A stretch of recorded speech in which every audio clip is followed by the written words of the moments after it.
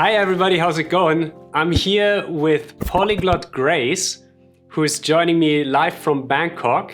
And today we're going to have a little polyglot game in which we ask each other questions in a whole bunch of different languages.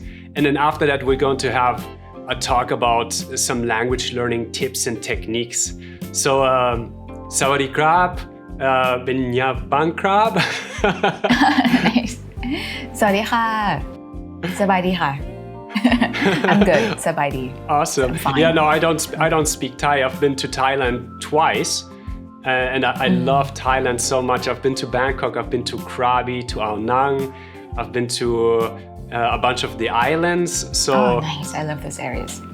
it's such an awesome area, and the people are awesome. The massages are the best in the world, and the food. Like I'm really looking forward to going back to Thailand very soon. I haven't been since basically COVID, right? Yeah. How are you, Grace? I'm good. I'm excited to be here, to be in this channel, to talk about different things, to do this polyglot game with you. Yeah. And you speak 11 languages, is that right? Yeah. Wow. Yes. When I found your YouTube channel, I was really baffled. You're a language teacher, so you teach Thai, right? Yeah. I teach Thai, I teach Korean, I teach Chinese, I teach French, I teach Spanish. I think these are the 5 languages that I teach, yeah. Wow, you're awesome. You're really cool. I admire that so much. It's also a way to actually maintain my languages, because through teaching, I can always be in contact with the language. That's why I changed my job to language teaching, because I don't want to be learning languages all the time. I want to also be maintaining it through other different ways. So teaching is one of the ways to maintain it. That's really awesome. We're gonna talk about this, I guess, a little bit more in detail later, but now we're gonna play a game that I like to call Polyglot Madness. And the way this game goes is, since we both speak a bunch of languages that we share, it's gonna be English, French, Spanish, Portuguese, and Chinese. And so we're basically, whenever I ask you a question in one language, you're going to ask me one question in another language, and I have to choose that language. I have to adapt that to answer the question. Are you ready? Right. I'm ready. Okay. Excited, but ready. Awesome. I have a few cool questions here. So, alors en français, tout le monde veut aller à Paris, la ville de l'amour. Es-tu déjà allé à Paris? Et si oui, que penses-tu de cette ville?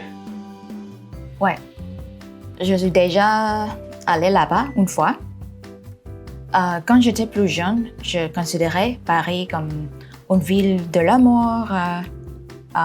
Les gens portent un chapeau, et les hommes portent des costumes, des choses comme ça. Une ville très luxe.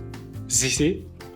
Ouais. Oui. Mais il y a 6 ans, je suis allée pour la première fois et j'étais vraiment déceptionnée. Déceptionnée, pourquoi? Parce que est-ce que tu es déjà allé à Paris? Oui, plusieurs fois. Ouais. Je suis allée à la station de la métro.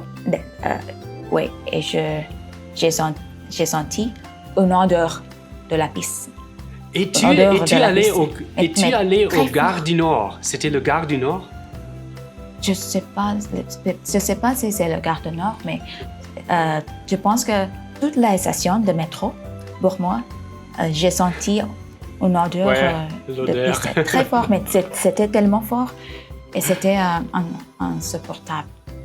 Oui, ça m'est arrivé aussi, oui. Oui.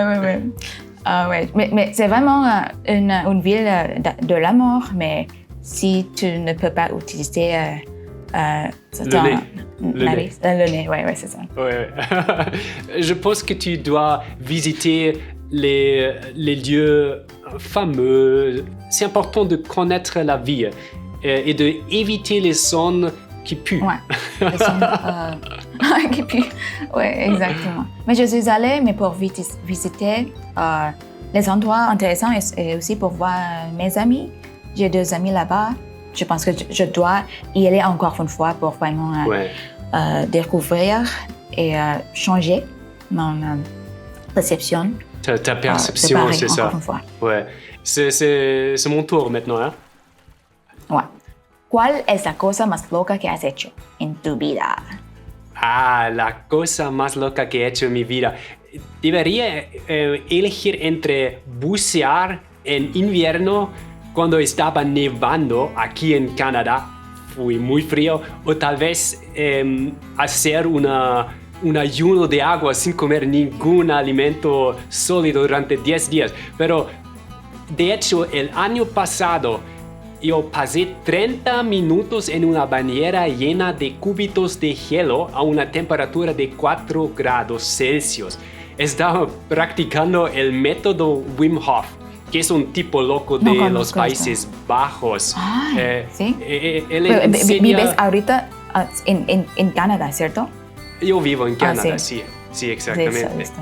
Y este tipo viene de los Países Bajos. Él enseña la respiración profunda, un entrenamiento de resistencia al frío. Y yo quería descubrir hasta dónde podía llevar mi cuerpo. Es posible hacer el imposible. Eso fue una experiencia muy increíble, pero estaba temblando mucho. Sí, pero en final, ¿qué te descubriste? ¿Es bueno para el cuerpo? ¿Te ayuda a concentrar más en tu aprendizaje de idiomas? ¿Okay? Sí, hay muchas ventajas. Entonces, la práctica de este tipo de respiración es muy, muy bueno para el estrés y para tener una mente muy, muy clara, muy nítida. Claro. Pero también si tienes agua fría en tu país, es una buena cosa para mantener tu sistema inmune y para resistir de quedar enfermo. Sí, listo, entiendo. Sí. Ok. Yo haría eso. Ok. Un día. mi palabra favorita es un día. ¿Por qué no？ ¿Por qué no？ 我在新闻上看到一个中国的潮流海边的人们都戴着连基尼，你知道那什么吗？你会穿连基尼吗？连基尼是吗？就是 face kini 这个，对，我听说过了。对，我觉得这个是在头上戴着东西是吗？这个对，是为了防晒。我永远不要戴这个，我觉得太丑了。太丑了。对，太丑了。但是我觉得很有用啊，因为你一次买了就可以用一辈子，是吗？那为什么要买防晒霜呢？因为你有 face kini， 你可以一辈子用了，买一次。所以我觉得中国人就是只有中国人戴着，或者外国人，比如说西方人也戴。我觉得只有中国人是吗？我觉得中国人，但是我不知道如果外国人，比如说泰国人呢？泰国人不用，我没有看过，没有，泰国人不用，对。但是我觉得是只有中国人用的，所以我觉得中国人呢很 practical， 因为真的吗？是吗？对。我觉得这个交流非常好笑，对我来说觉得很奇怪，不过我还是很想看看。对，很丑了。现在轮到我了，你想问我什么？好，那我问你，我用葡萄牙语问你，可以吗？葡萄牙。喂，可以。对。Qual foi a tua maior gafe falando uma idioma, uma língua estrangeira? Entendo.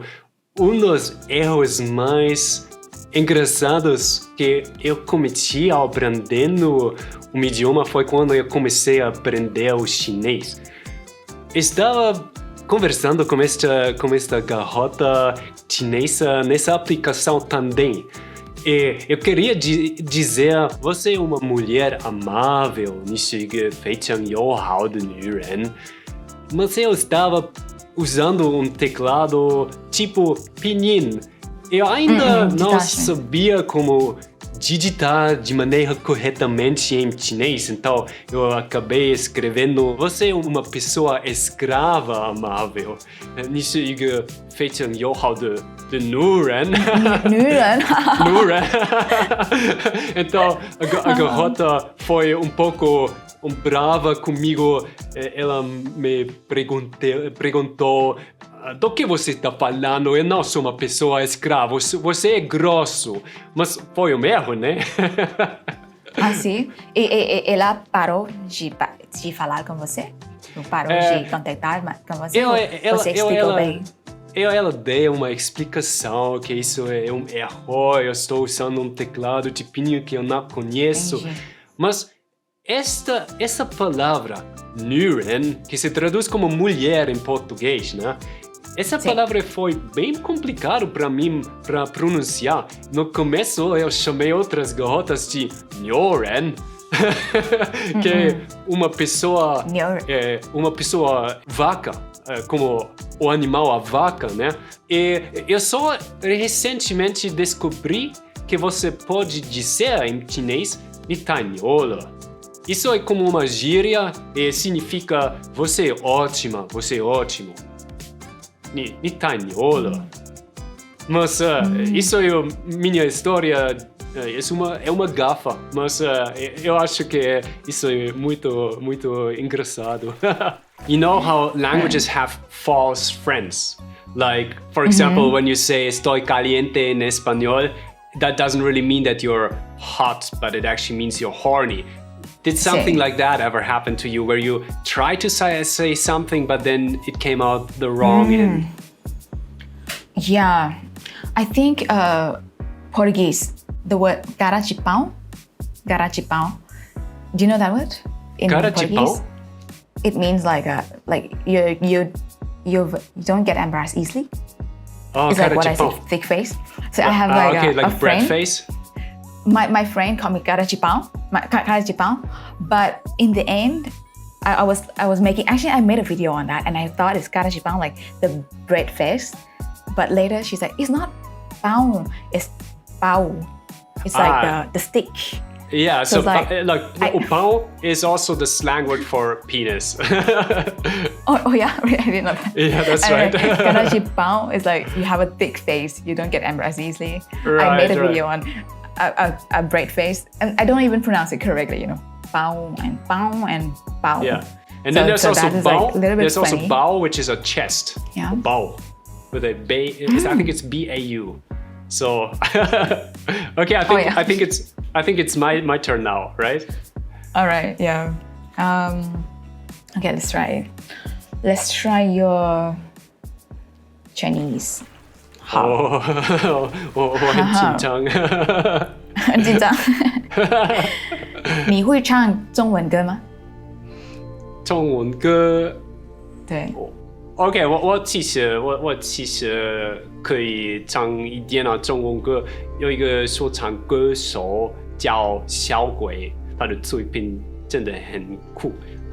你听听看。所以呢，就算了吧，让我们共享时间，把烦心事都先留给明天。Oh baby， 今晚我们都忘记过去，把记忆点都扎实过滤，就没有再去记起因为谁的笑声，跟情人理所当然不在乎谁掌声。我从来都不会记你说的鬼话，你说不想伤害，其实没那么伟大。这是一首 rap 吗？是 rap？ 说唱吗？说唱。你用多长时间学唱这首歌呢？大概2个周，大概2个周。2周？哎 ，OK。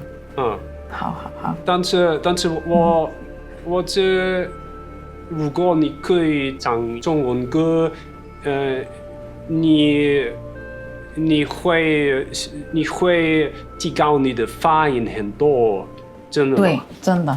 Em português, vamos falar em português com você. Em alguns Sim. países ocidentais, na Europa ou na América, as pessoas usam sapatos dentro de casa. O que você acha disso? Sim. Sapatos, né? Sapatos? Eu não vou permitir ninguém entrar na minha casa com sapatos, porque eu odeio isso.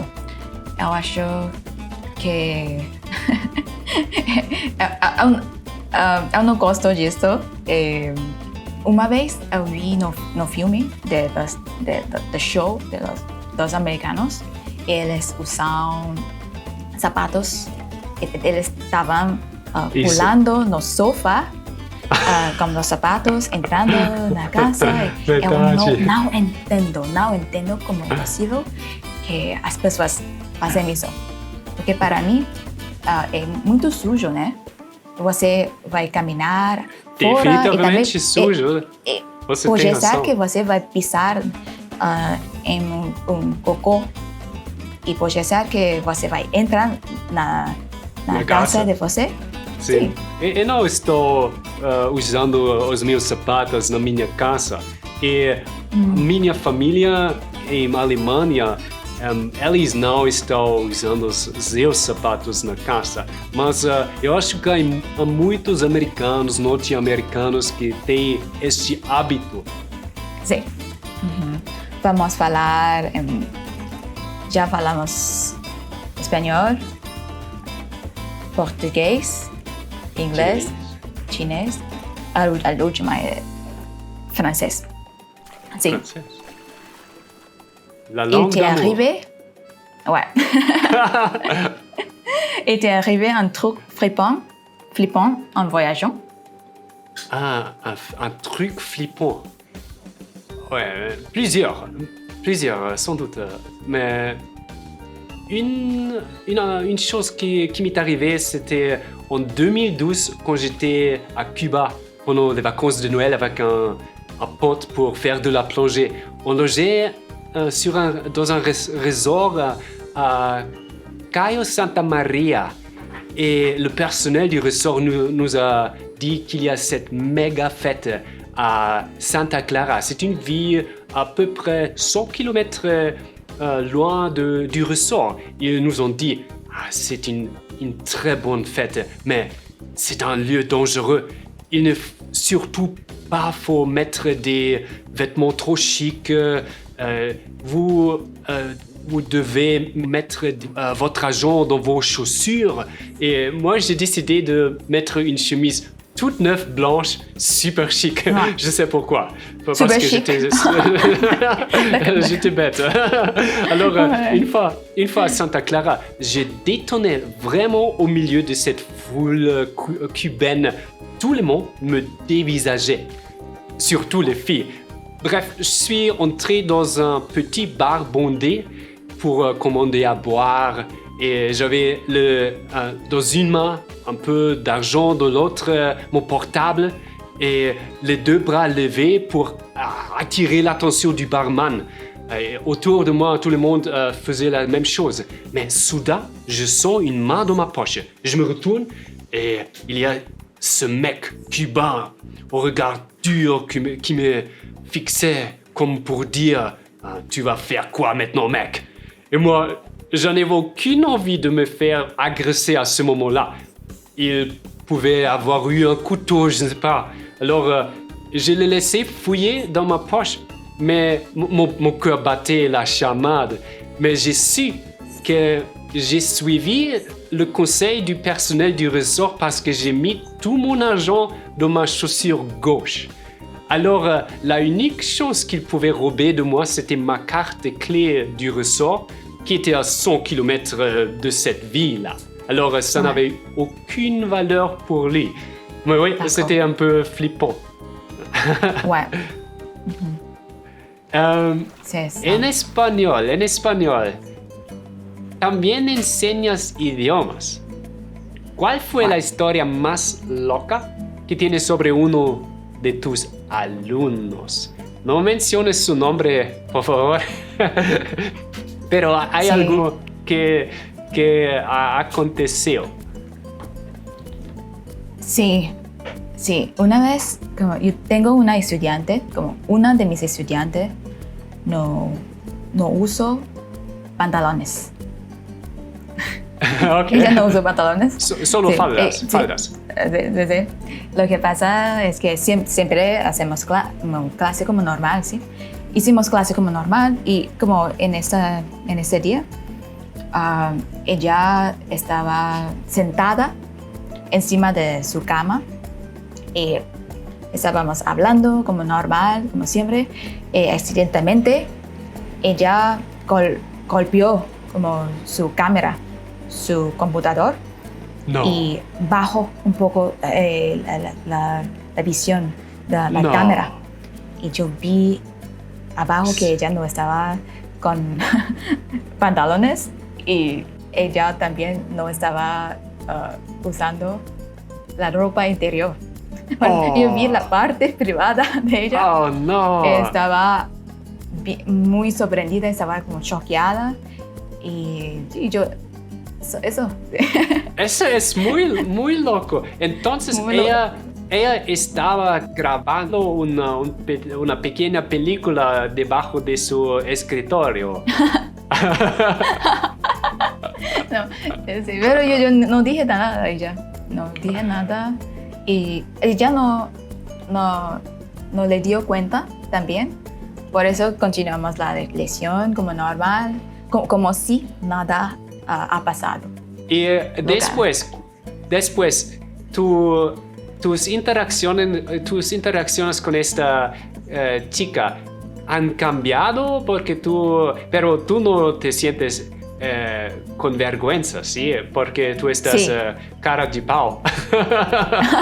No, sí, estaba con vergüenza. Eso sí. Ok, sí. una vez en tu vida. Eso sí, eso. Pero eso no es la interacción de idioma, ¿sabes? Por eso yo no usé esta respuesta para esta pregunta, porque Claro. nada a ver con el idioma, pero sí, yo estaba con vergüenza. Sí, esto es muy, muy divertido. Sí. Entonces es mi turno ahora. Hicimos la última pregunta. La última pregunta. Yo pienso que no hicimos inglés, ¿cierto? No he hablado en inglés mí mismo. Listo. I know that you also make movies. I did, yes, in the past. Yes. What's your favorite movie that you have ever worked on? Oh, so I worked on a lot of movies. I think more than 30 different movies, I think, in my career. But one time I got invited to work at Peter Jackson's studio, which is in New Zealand. It's called Weta. And it's located in Wellington. The reason why I really liked working at Weta, first of all, I worked on The Hobbit. I was working on the Hobbit movie. And it was always a dream of me when I was a kid. I was watching the Lord of the Rings movies. And I always wanted to work on such a big, massive movie. And the really cool thing is, because I was a foreigner and they needed specialized talent, I was working as a visual effects technical director. So my talent was very specialized, computer skills, doing stuff with 3D software. And so they flew me in and they housed me in I think a 5-star hotel for about 3.5 months. So I got my room cleaned every day. They gave me a car, so I got to explore New Zealand on the weekends, doing road trips to the South Island and to the different sites where they filmed Lord of the Rings. I saw a lot of sheep. I saw a bunch of kiwis. That's the local bird, but only in a zoo because kiwis are nocturnal. It's like the one that can't fly, right? Yeah, they are nocturnal little birds that are really just like always in like the shrubs. You don't really see them ever. But yeah, I got to explore New Zealand for 3.5 months, and I had such a good time. It was really, really nice. So it's like a VIP ticket to explore That's New right. Zealand. Yeah, I had to work a lot. I was definitely working a lot, but on the weekends, I tried to get out and do like hikes, go to different places. Nice. You could go and visit right around Wellington. There was a seal colony, so you could just go to that beach and there were hundreds of seals just chilling on the beach. I experienced a bunch of things in New Zealand that you would never see in Europe or in North America. Wow, what a good experience, huh? I think. That was cool. I'm jealous. Yeah. Awesome. So Grace, this was super nice. Thanks so much for joining me. I had a ton of fun doing this language game with you. How did you feel about it?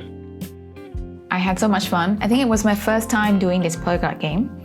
And I was excited to get to like switch between languages. You know, it's a bit hard to, sometimes, you know, if you're not used to talking in languages connected. Totally, like, you know, change the language like that. Sometimes you get stuck. You have to switch your brain. It's really tough.